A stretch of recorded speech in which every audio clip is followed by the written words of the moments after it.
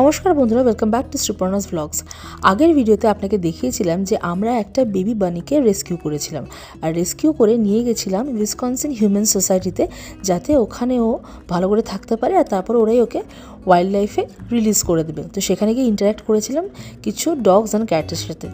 তো I am a big cat lover, আর সেই সঙ্গে আমার ফ্যামিলি ভীষণ ভালোবাসে। So finally we ended up adopting a cat. তো আমি একটা ছোট্ট বিড়াল এখানে অ্যাডপ্ট করেছি। He is only 3 months old. ওর নাম হচ্ছে মাইলু।